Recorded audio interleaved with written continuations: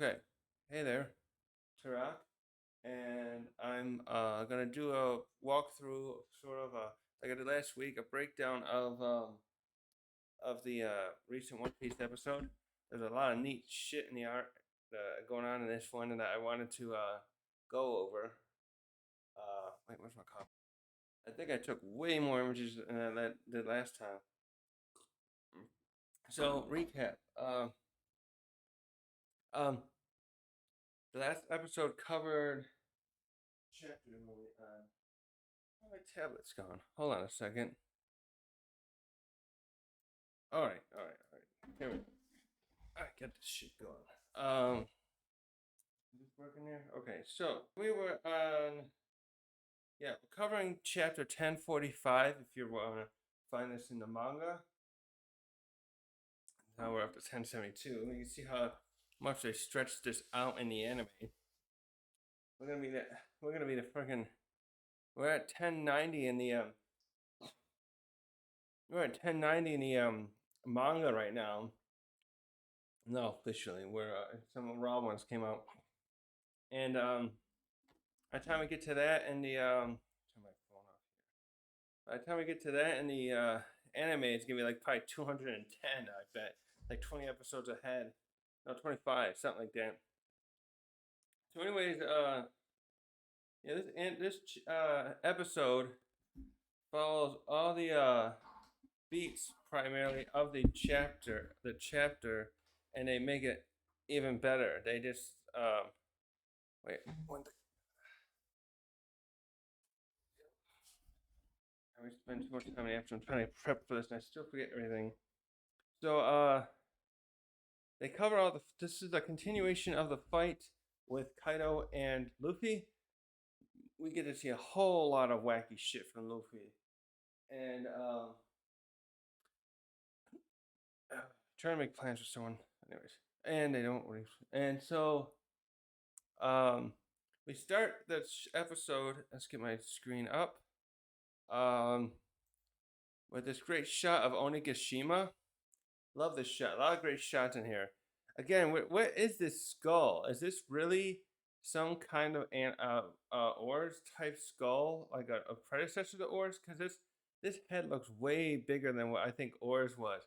I'm sure like that's got to be like 4 or 5 times bigger than what Oars' head was, and Oars Jr. is. If he's alive, hopefully.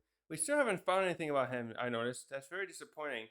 We got Marco in this arc, but we don't know anything else that's going on with any of the other Whitebeard pirates. Are some of them dead? Some of them have to be, unfortunately, dead. That we know Izo here is here too, actually.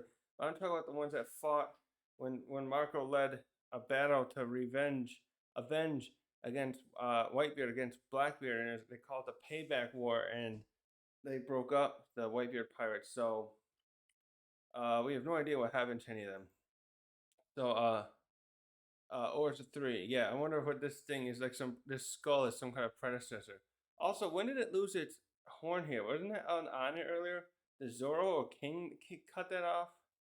Also, a great shot here. We see Kaido, his dragon form here, and we know Kaido's like what 2 or 3 miles long, probably, and so he his body's there, so you can get a scale of this battlefield the two are using. So next, we get a great shots here of Luffy bouncing around, and then we get Kaido pointing out how no, it's not doing it. Kaido points out. I'm gonna just get this video over in case I gotta review this thing. Come on. Kaido points out how he recognizes that Luffy must have awakened, but and he appears because he's assuming because so Kaido understands the Logi the devil fruit ability main types, but he observes that Luffy is acting like a paramecia, but transformed like a Logia, not Logia, excuse me. So Logia is going to be a zone. So only a zone apparently will actually have physical changes when they awaken. Paramecias and Logias will not. Oh, wait, I wonder. I don't think so. So I think Logias too and Paramecius. Well, you know what's interesting? With Paramecius, we only have Doflamingos to go by, and his fruit powers gave him similar traits to how we would imagine a Logia to be, because it's changing the landscape around him. He can turn all kinds of things around him into string, which reminds me of what we would picture like if like I'm gonna go with Kizaru. If Kizaru is awakened, so far we just see him transferring his body around at the speed of light with lasers to travel around, but we haven't seen if he would just turn everything into light or laser. So like, could he just turn the ground into a laser and it would like harm everyone that's standing right nearby him? And we know we can get an idea easily of someone like Akainu. We kind of figure out that it's probably likely that he is awakened, and that's what happened with Punk Hazard. But so he would just turn and start everything around him would just start melting the ground. Well, how would that work with him? Because magma really just is molten earth or other materials. So would it just slowly start turning everything in as he just stood there and kept turning on his awakening? Just like Luffy seems to do in here. Luffy at one point in here, he's like awakening again. He turns his awakening back on, and it's like just everything slowly turning. Well, not slowly. I think it happens relatively fast in a pretty big area into rubber. So it's where was I going with this? Oh, it's Doflamingo and how his string fruit reminds me of a bit of a Logia. He's not considered Logia, right? He can't turn himself into string, right? But he can make string clones and stuff. Yeah, Doflamingo feels like a very special case with the Paramecia. It's like they put the next one they show here. They even show artwork here to remind us. So they have a great artwork of Doflamingo using string fruit, exuding his step, pulling these tentacle things, and he had his the bird cage, and then we also get Katakuri. Oh wait, Katakuri's got a spike thing on his arm too. So they call him a special. They call a special Logia, special Paramecia, because he's not really considered a Logia, in the way we think of it. I forget why. Anyways, side note here, I was thinking about something caught my attention yesterday, and this is probably just design choices by Oda. It's funny to think about. People thought for a while they thought that Katakuri would be Kaido and Big Mom's child, but we found the age does not work. The Katakuri is supposed to be is like 48 years old or so, and he's like the second, third oldest of the group because Sparrow's the first. He was born by himself, and Katakuri is one of triplets, and so he's up there in age. So I just realized that Alvita, given just some ways, this is very like I'm not taking this too seriously, but if any character could fit, it could be her that I can think of because she Alvita, Luffy's first pirate he defeated. I don't even think anyone knew as she got defeated. I wonder if he would have got a bounty already. Well, here's that's something too. Do you get a bounty? Luffy's bounty, he got a 30 million bounty as his first one from that twat working with Arlong. That just because how do you put this? He probably just said, "Oh, Luffy attacked me, and he's defeating." Did he say? Did he inform the Marine up higher ups that he defeated Arlong? So I'm wondering if he had defeated Alvita, and then people spread word about it. Like, say Alvita was rampaging a town herself, kind of like Buggy and is doing later, and then Arlong's doing, and then the citizens saw he got defeated. Arvita got defeated by Luffy. Would that have given him like a 7 million bounty as a starting, something like that? Anyways, Alvita's the one I'm trying to point out that she looks like she could be Kaido and Big Mom's child. And it's first of all, the first thing I was thinking about was the design choices. She wields a kanabo as a weapon. She's a big person who's very strong, relatively, and she likes to wear jewelry like Big Mom. So I was thinking, if she what if and she's the right age. I think she's 27 now. So to 20 years ago, that would have been big. Well, Kaido would be an adult by then, because Katakuri, when Katakuri was born, Kaido would have been 11 or 12 years old. That's why it doesn't fit with him. Big Mom was old enough. Obviously, Peril Sparrow was born when she was 18 or 19. So Katakuri was probably born around when she was 20 or 21. um, so Alvida's the right age.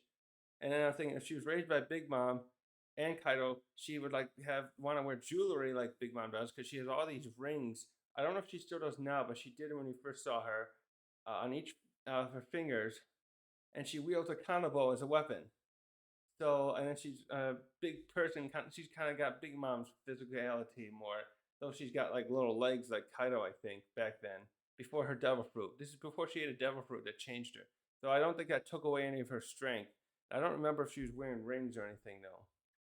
So that was just my fun tangent thought, that if there's a pirate out there that is the from Kaido and Big Mom, doing it one night, or more, uh, because we saw Big Mom when she met Kaido and he was 15. She still had it, and I'm guessing she didn't start turning into what we saw today until she started when the Rocks got defeated, and then she hung out on Topland all the time and started building her empire. And by the way, I still think she could come back and be a Yonko, because I know I said this before, but she's not been ousted from her territory. She's been defeated by other pirates that make her that kind of like, now they're dismissing her as a Yonko, but she can return to her territory and still have all her children. She still has a power base where Kaido does not. So that's where I see her still being considered a threat, as far as a Yonko, the position like that, because she has a force to back her and resources to back her, and Kaido does not. He's an individual threat, kind of like the way Luffy was before. Now he can go back and have his crew. He'll have his core pirates. He can probably get the Topi Ropo and his other three, King, Queen, Jack, and have a big crew like that. So that'll be like what, 10 of them, kind of like the same number as Luffy's got. But I don't know if that'll really make him. He'll be the fifth emperor. No, the sixth emperor. Big Mom would be the sixth emperor, fifth emperor, because she can still come back and be a danger. So so we get some more scenes here with Luffy. Like, I just was bringing this up because, again, his legs just kind of like aren't bending at the knees, so he is very rubbery here. Thought that was cool. I just got this up, and this is where Kaido, great artwork, but this is just where Kaido's reflecting upon how um he has all these zones working for him, and they transform, and Luffy resembles that now. So he's making a connection, like, this is odd. I thought you were just a paramecia, but you're clearly. But that's something too. I don't think many paramecia change their body. Like, I don't think many can. They usually have some kind of power where they enact it on someone else. Like, well, off the top of my head, there's like what's his name? Foxy, who can what do you call it? He can slow time down or freeze someone, basically. And then there's I'm trying to think of other paramecia. But Buggy, that's something too. But Buggy there. Does that mean Buggy too might be technically a human zone that just can turn himself into something else? There's so many questions there that brings up, because it's kind of different, because they can change their body, and I don't think many paramecia can technically do that. They kind of like have a power that can help an advantage in battle, but it doesn't change their body often, the way Luffy and Buggy are, and the way average zones are, where they change and gain physical enhancements too. Their enhancements are obviously animal-like usually, and they are very fast, very strong, very durable in some way. And also, if you're a very strong person to begin with, like Kaido, that really ups the abilities too. And then Lucci's kind of like that too. He's very strong, and Luffy now too, where they're very strong and fast already for training, and that applies to their devil fruit abilities, dragon, leopard, and god in this case. uh, so Luffy here, this is funny. Yeah, Luffy starts He's relaxing too much again, and this is like a trait Luffy has here with this fruit. I don't know if the fruit's making him do this too much, but he's a little too relaxed in this chapter slash episode, and I think it harmed him a lot more because he gets some good hits in, but at times he's like messes up, and this is apparent here. Also, his eyeball thing is great. This is exactly the stuff I pointed this out a year ago when I made a video relating how similar he is to the mask, and but his eyes are connected in this case. Although at some points I think they show his face with this where it's disconnected. Looks like we're getting a storm. And yeah, he kind of lets his guard down here, and Kaido ends up eating him, and he tries to get himself out here, and it's impressive too how strong Kaido's jaw is here, because Luffy turns into his muscle form, which actually I really love this because again I talked about this in my last breakdown. He's essentially can just transform into his other gear type forms. Like this one, he's using his gear fourth form with very quickly. He can just change into it without having to use his muscle balloon thing where he blows air throughout his body. So he still did that with his gear third attack in the last episode. I like how quickly he can just initiate this now. And also though, because kind of points it out, I guess he is able to use he is using his armament hockey throughout this fight. Wasn't sure because he's not darkening his arm. I suspect that just means he's kind of maybe he's using the advanced one now, and he doesn't really have to show it. Um, how do I put that too? With his gear fourth too, that sounds like he doesn't have to. With this, anyways, he doesn't have to use. I don't know if that means the hockey is helping him maintain this form. It doesn't seem like it, but that it seemed like that was the case when he was using gear fourth bounce man and snake man, especially he had to also there's his the can't what's the other one. Anyways, I like this how he can just shift into this form again. Though I think he could have maybe if he would have pumped up more muscle into his legs, maybe he would have succeeded here because he eventually gets swallowed here, and he's going down Kaido's stomach. Oh, I didn't take any screenshots of it. I like this spot where he's in the dark. So he's falling down Kaido's throat, and what he does is he balloons himself too. Oh, I didn't take a screen. No, he's bouncing around first. He starts increasing his momentum somehow, bouncing himself around, and and he's turning Kaido's body into rubber a lot in here. This is where he starts catch. He really, even though Luffy will mess up a lot sometimes in this episode, he also his abilities are really catching Kaido off guard. Kaido has been used to fighting other opponents, and then Luffy in turn before the awakening was fighting by using his brute strength and his other he was using his other gum abilities like gear third and probably gear second to increase his speed. But he was clashing with Kaido with his fists and kicks and stuff, and Kaido was using his counterbolt to counter. With Luffy's increased strength now that he had from training at the prison, plus him learning how to use the advanced armor hockey, he could counter the counterbolt this time. And now Luffy's awakening is just making him do all kinds of wacky stuff, which really feels like too. It's just obviously Oda saying, "Hey, I'm gonna demonstrate what Luffy can do now he's awakened." But it's also a great way to like catch Kaido off guard, and in some ways it works.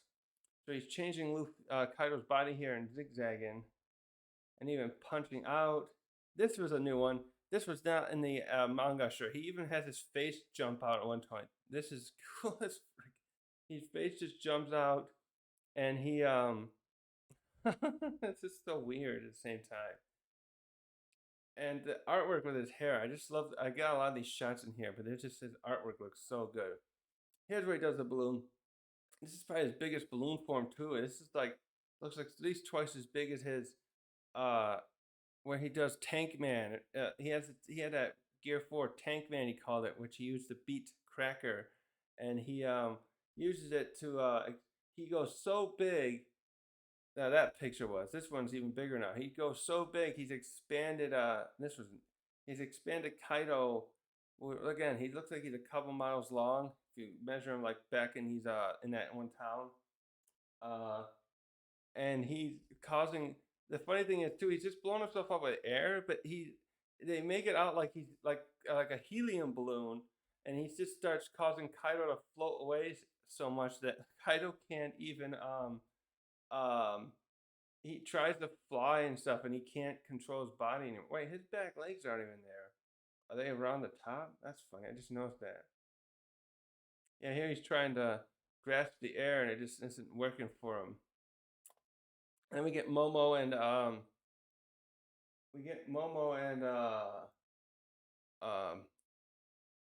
Yamato are coming up to view the battle here, and they get many faces kind of like this throughout the whole episode, where they're like, "Hey, what is this? It's clearly something weird going on." Kaido and Kaido's face here is great, and it's funny. Luffy it looks smaller in there. I wonder if he really was doing something else to make Kaido's body pop out. I mean, yeah, Luffy throughout too will be still laughing his ass off. And so he finally escapes Kaido. Funny enough, they do this too. I think this is from some old cartoons. I should try and. It's hard to find a lot of those old cartoons and full episodes on YouTube. But I'm certain, because I would love to rewatch those nonetheless. But I would love to. I want to find some more now because I want to like find where some of this stuff is similar cartoons where Oda may have taken inspiration from.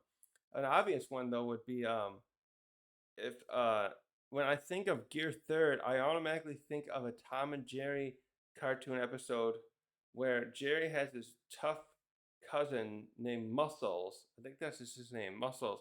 So Jerry's having a hard time dealing with Tom, and he writes a letter to his cousin who lives in this back alley area, and he always he's so tough that all these alley cats can't handle him. And for reference, alley cats are like, wildcats are usually thought to be like tougher. And in Tom and Jerry, they've even made certain episodes where Tom can't fight this one alley cat. I think it is just he's kind of a wuss, and this alley cat is like, I'm on the streets, I'm tough. But Jerry's cousin handles all of them easily, and so Jerry's cousin comes back to help him, Muscles.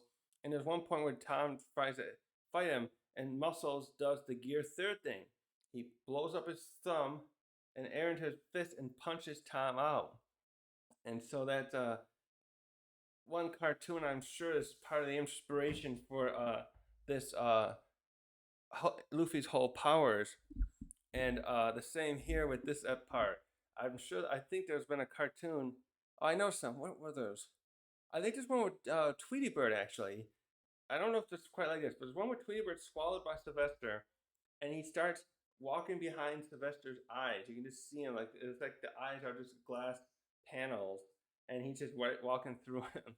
So this is kind of where this is going too, where Luffy sees the light through Kaido's eyes, the light coming in, because that's what light eyes are balls are for. They see the light spectrum, whatever it is, and so we can see.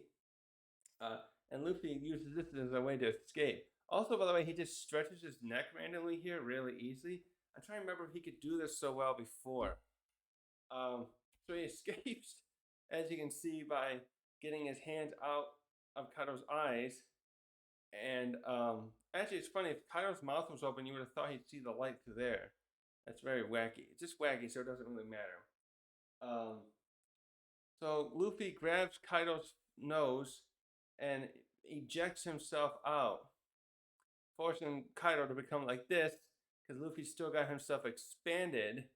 And this looks so painful too because like Kaido's basically choking him out, choking as he's trying to upchuck Luffy here. Just wacky.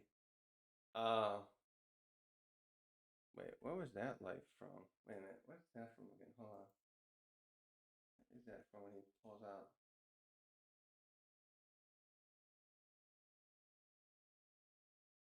Wait, that's his tail? Oh, that's just that's all that this picture was. That's um that's the back of Momo. He's coming flying up past the eye of the Onigashima. Actually, he's doing really well with the flying around in this. I noticed as well, where he is able to. He's basically, but again, he's watching this whole fight, Momonosuke, and I'm thinking, dude, you gotta get that. You should be getting Onigashima back toward the water like we were gonna do before.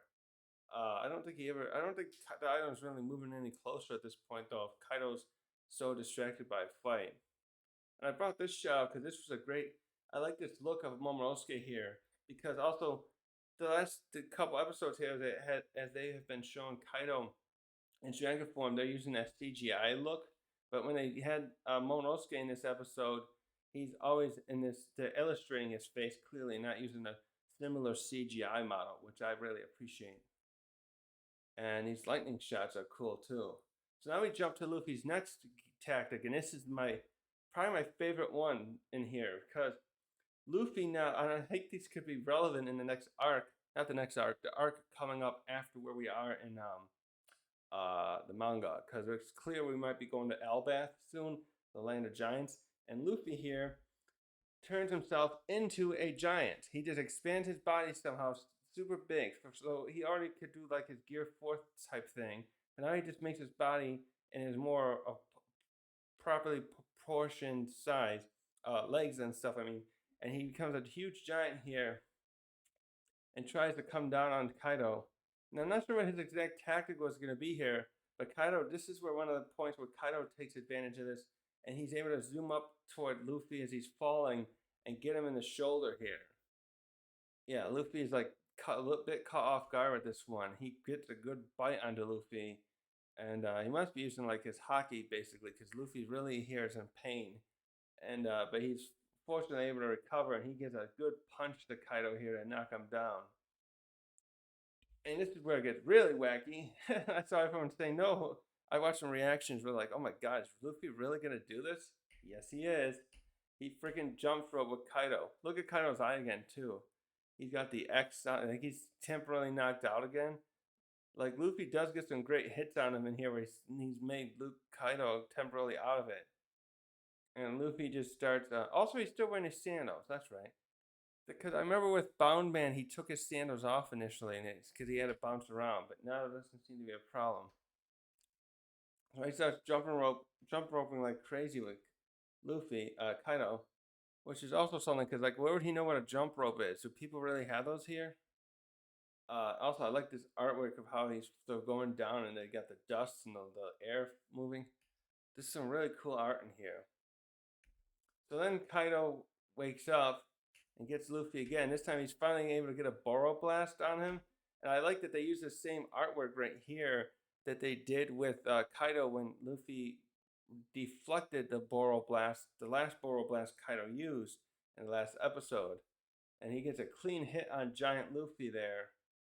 And this shot here too. I love the perspectives they're showing how high they up in the air and using that kind of stuff.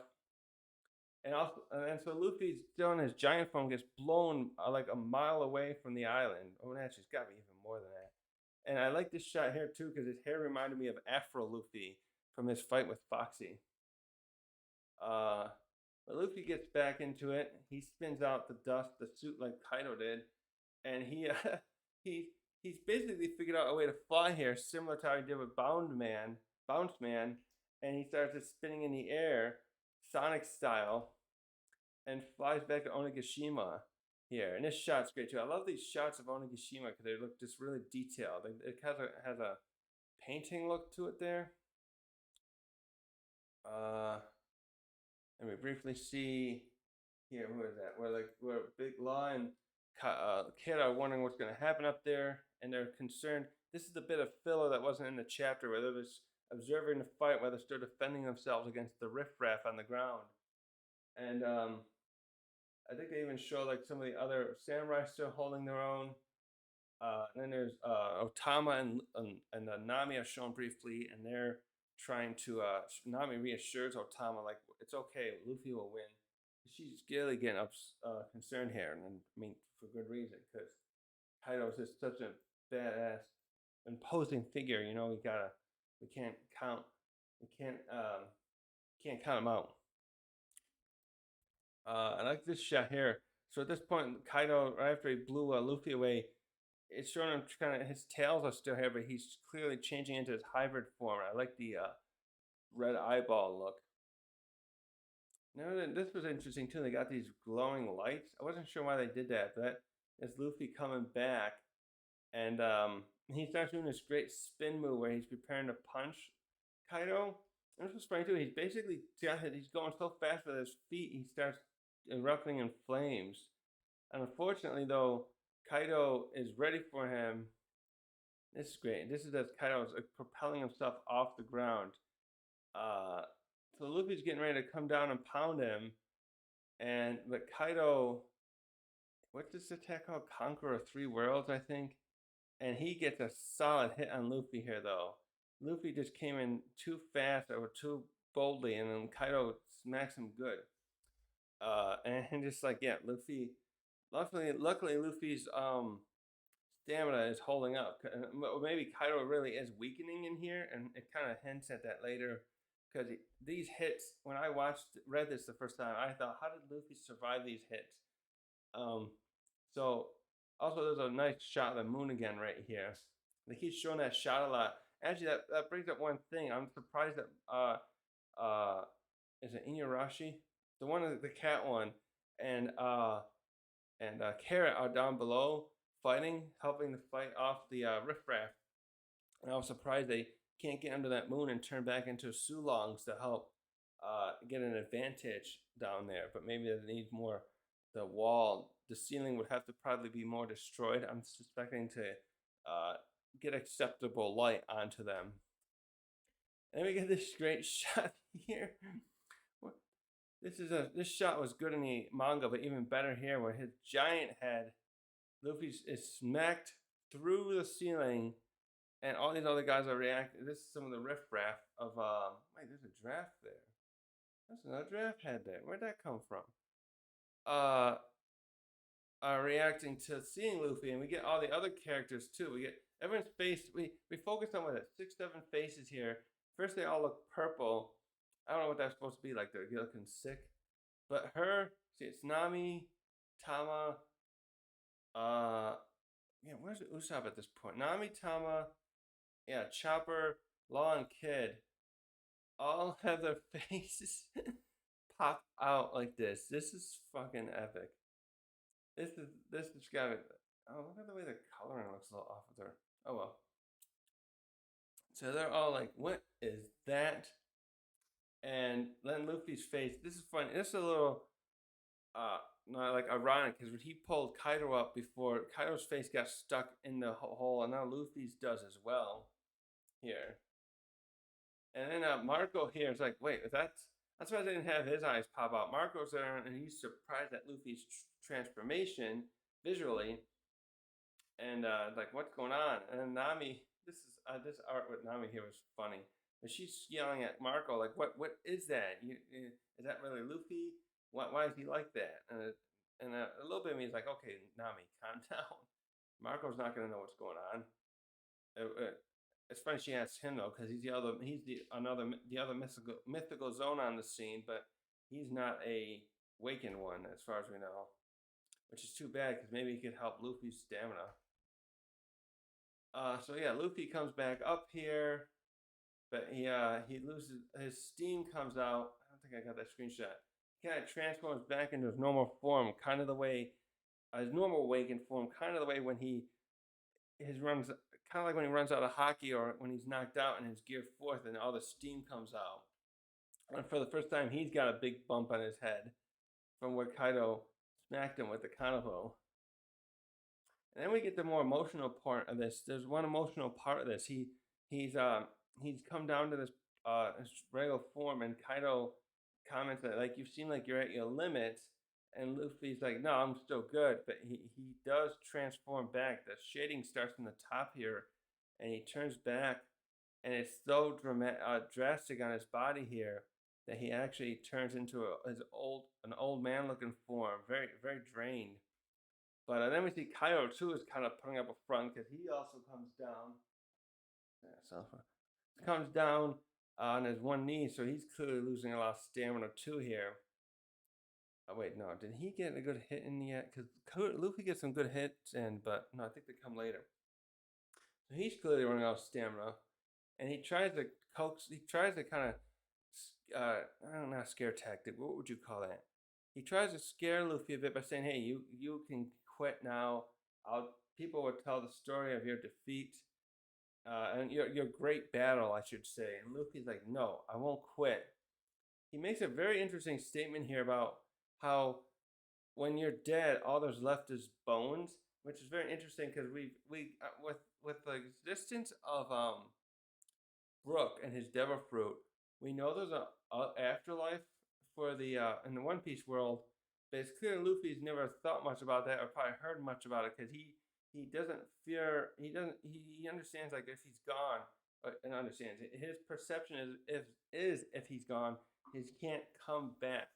There isn't a way for him to do like what Brook did basically, and so he talks about no, I gotta put my life on the line like my longevity more like because he we've seen this before where like he's taken years off his life. Lucci first brought it up when Luffy used Gear's second, and when Ivankov had a revived Luffy from the poison, there was something there about how Luffy's lifespan would be taken shortened, and him fighting for so long here and forcing his transformation to stay active is going to do the same thing. Kaido warns him of that.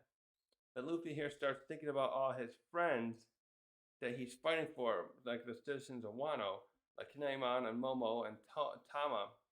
And so he transforms back here, and they use a great little Super Saiyan home homage here where he glows yellow while his skin returns back to normal, and then they have the same sound effect. It was awesome. They show Pedro, so they show him remembering Pedro and his sacrifice to help get them here by helping them escape, Totland. Hmm. Then we switch to this art too here. This is awesome. That's awesome where they switched. I think they used this before. This looked like the same stuff they used. I think it was episode 1015 where it was focusing on Yamato reading Odin's journal, and it showed that flashback. And it's where she realized how Luffy's very much like Roger.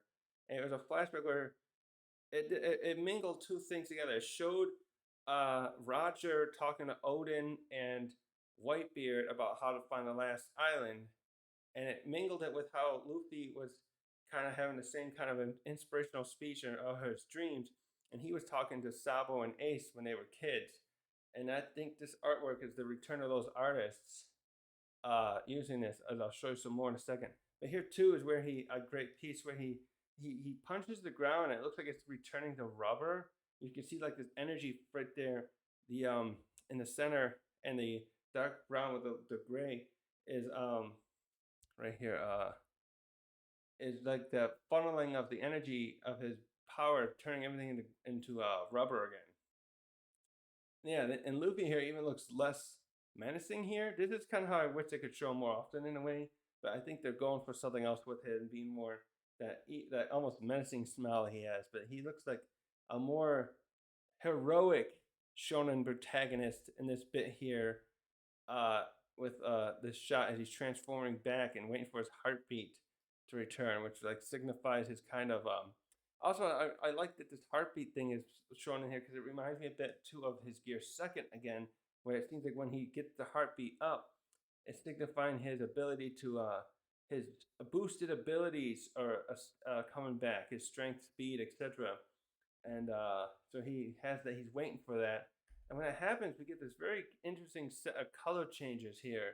I took a bunch of those, like the green, the blue, purple, green. It's like transitioning and contrasting, and it ends with like the yellow one, and then he's got this weird light come from his heartbeat. So I think this is also supposed to be kind of like a symbolism of Luffy's heart because he's such a pure person, and I really like how they're showing this. This is me. Um, wait, this heartbeat represents more than just my ability. It's me wanting to defeat you, to save these people, to help the people, to make those who sacrifice themselves like it's not in vain, and the people who are still alive that their future they want, what they have been fighting for, especially people like the Scabbards, won't be in vain either. And then, as we know, anyone who's read the manga, we lose a couple of the Scabbards in this fight. So he probably is aware of some of that in some way, and he wants to make sure none of that goes into in vain to beat Luffy, beat Kaido and free Wano. So this is his, I think, the symbolism here of him fighting through his fatigue and laying his life on the line. Um, yeah, and this artwork is just so good. It has a weird rigidity, like the lines are kind of less like straight and stuff, but it just makes him look better somehow. And he changes. There's that coloring thing again too, where he's. I thought this was going to be an attack, but he's like just powering up, and it's like his aura pushing the wind away, kind of like what happens in Dragon Ball Z again. This too makes Kaido kind of like happy though. Even it's funny, Kaido's trying to talk him down a moment ago, like, "Hey, you can give up now." But when Luffy does come back, Kaido gets a smile on his face too. Also, I just realized I sometimes when he shows Kanabo, it looks kind of short. And I always thought like that reach isn't great, but when he does this here, when they show it here, I like that the Kanabo looks like the perfect length to use as a weapon. So, but because when they showed that flashback, when they did that rock flashback with Son Goku, his Kanabo looked too short. Uh, Actually, I think when I show it, I can't show it here. I was looking at this. Oh wait, maybe that does come back later. When they show him using the Kanabo later, it looks kind of like it's too short at times. But this is the length I'm sure it's supposed to be. And with that kind of reach, he can really hit enemies before they get too close. That looks really good. Uh, so Luffy begins to speed up toward Kaido here, and it looks like he was going to attack him. Oh, and they show Yamato too in that new artwork style. You can tell they got the different artists, and then they do them throughout most of the other parts of this episode. So Luffy here though gets his guard put down again, and Kaido gets behind him and lays the face Kanabo right into Luffy here, and one of the most memorable shots for me from the manga. This is exactly how it looks in there as far as the face. And yeah, he catches Luffy off guard here and hits him good. But because Luffy's rubbery, it's almost like he's more like a putty in a way. This probably would have knocked Luffy out if he wasn't in gear 5th. Like even if he had been gear 4th, like Snake Man or Bounce Man, I think this back hit would have just done him in. But his body, while it hurts from the spikes, because he's rubbery and those spike things will cause him harm, he does not get knocked out, and he's able to start running away. And first he like peels his head off, and he tries running away, I should say, and then Kaido smacks him down like this. But I think Luffy, I don't know if this was intentional or not, but Luffy gets the ground turns into rubber, and I think this really saved him here too, because the Kanabo, because Luffy's not being crushed between like a rock and a hard place, like between a Kanabo and the earth. The ground is helping him absorb the attack more, so he can't be knocked out, and it also gives Luffy here a chance to get himself back up, and he reverses the attack. Where is that here? Wait. So next I think this is where Luke kind of tries to attack him, but let me see if I watch it again. Speed it up. So he goes there, then he gets attacked.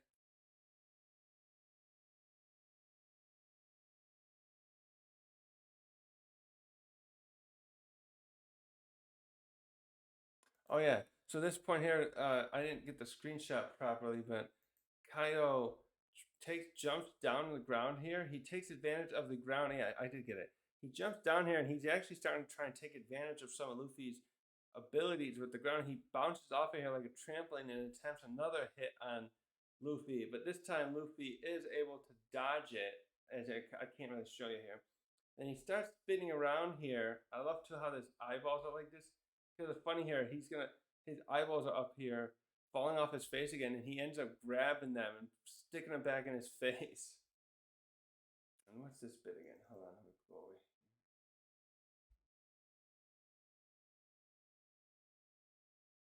I mean, at this point here, Kaido is getting confused again, and he's commenting on how it's funny, how it's odd, how he's never seen anyone fight like this, because he's fighting so freely. he's affecting the environment in a weird way, and he's combining conquerors and armament hockey together in a way to fight him. And he keeps trying to chase after Luffy here, but Luffy ends up taking the ground here and creating a big archway, and he comes down and gets a very solid hit on Kaido here. Probably one of the best ones he gets in this arc. Well, it is one of the best ones, and he so much so he pushes Kaido through the one side of the archway he Luffy created. Yeah, where we're almost at the end here. So then Luffy finally gets this great charges up here. This is something I didn't catch at first, but I saw other people pointing out. He gets up against this one rock face, and he doesn't change this into rubber.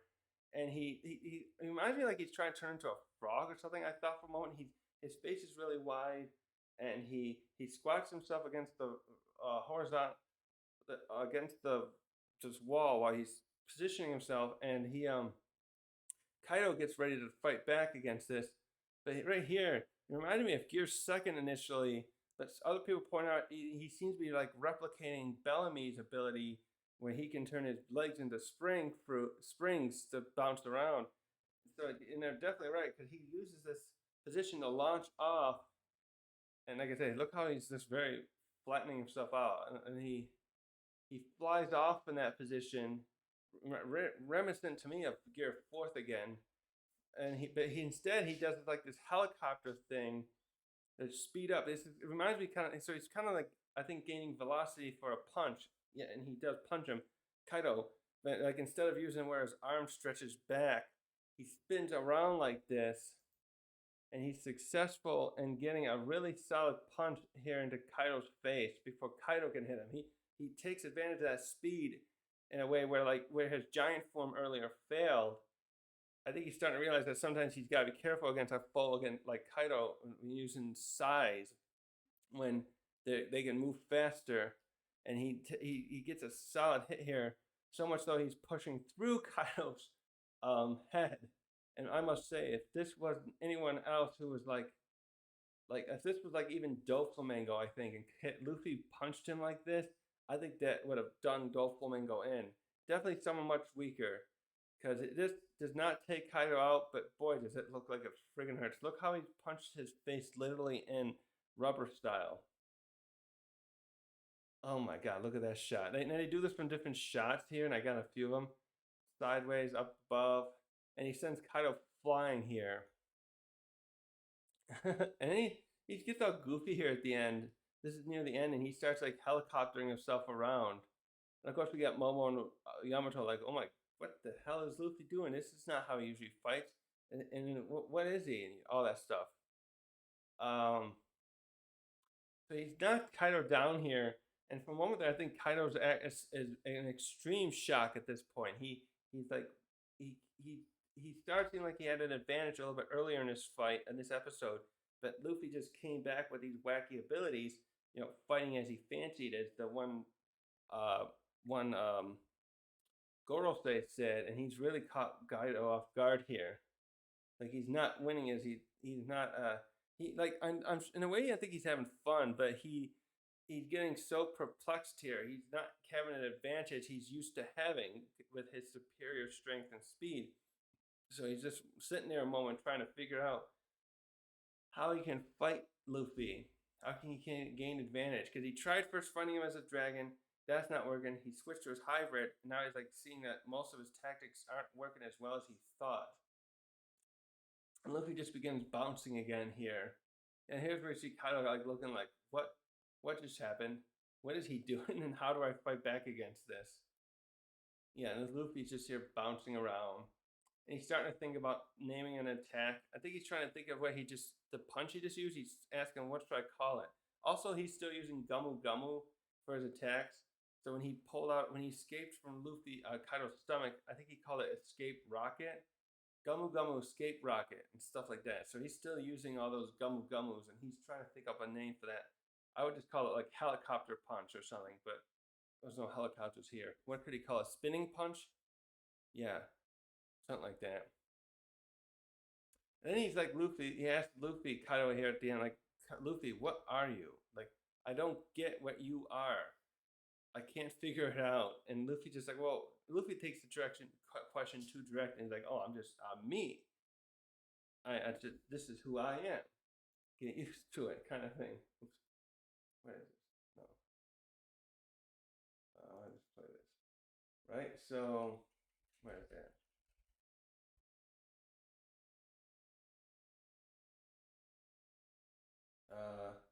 So we kind of yeah. Where's that? Wait, hold on. Just looking over here. I'm trying to make sure I didn't miss anything else.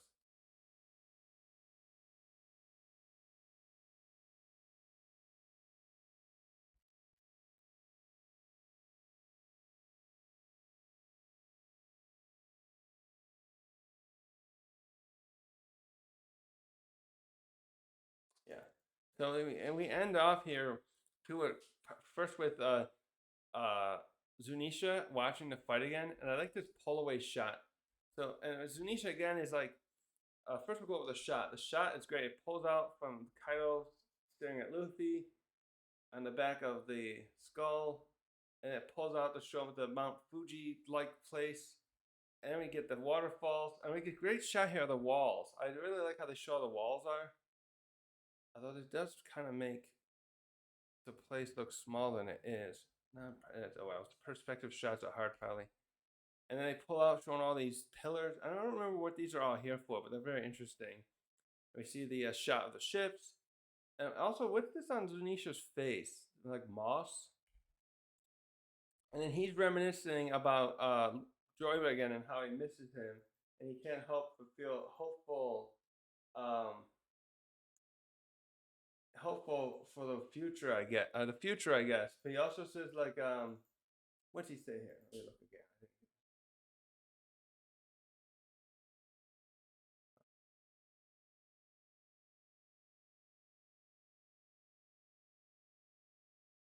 Yeah, he goes like, I can't help counting on him, and this feels like fate.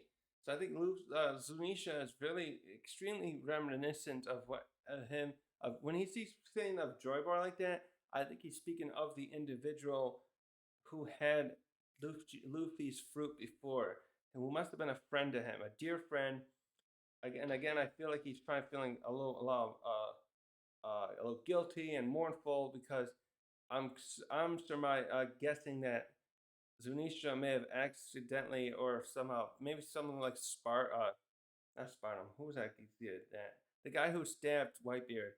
He may be feeling in a position like that where he caused Joy Boy's defeat, the first Joy Boy, and he feels like this that Luffy coming back with the fruit can fix the wrongs of the past, can fix his wrongs of the past, perhaps. So I really like how he's bringing that up, and then we end. We just and I like this part too, where the I got in the screen where the cipher Paul agents are still like, oh my god, what is that? And can we fight it? And another great shot, Zunisha. And we end it here. I love this effect here. So Luffy does his typical thing. I'm Luffy, but in this case, he said, I'll be the one who surpass you, Kaido, and become king of the pirates. And that's where we ended off here. And that really looks like it pisses Kaido off because he still. It's funny because he said earlier. I think that was episode 1032 when he knocked Luffy out the first time, and he's like, "Oh, you couldn't be Joy Boy." And I think he still gets upset because I think Kaido in some ways still wants to be king of the pirates, but at the same time he's also just been a gatekeeper and kind of realized that the goal was too hard. But I think when Luffy said that to him, he's like, "No, you can't be the king of the pirates. You're not tough enough yet. You haven't proven yourself enough." And I think part of that though is he says, I think he said in the last episode, like fight seriously, or he said it here too. You're not fighting seriously, so I can't take you serious as king of the pirates if you don't fight like I do. But I mean, what does it matter? Who let him fight the way he wants. If he wins, he wins. It's not like he's trying to do dirty tactics. He's just silly. I guess that way, being silly like that doesn't help Kaido. He could even says he actually did say a little bit ago in this episode, fighting a kid is so tiresome. I think he used the words. Uh oh, sorry, I didn't see a chat. Thank you. I didn't see a chat. I'm sorry. I get so into this I don't check the chat. Yeah, I really enjoyed this episode. Um, so that's about it though. God, how many screenshots did I take that? How do I check my live stuff? Can I check that here? Wait, no. I should go live. Thank you for the comments, Moki. I'll just call you. Uh, yeah, I really love this. Hey, oh,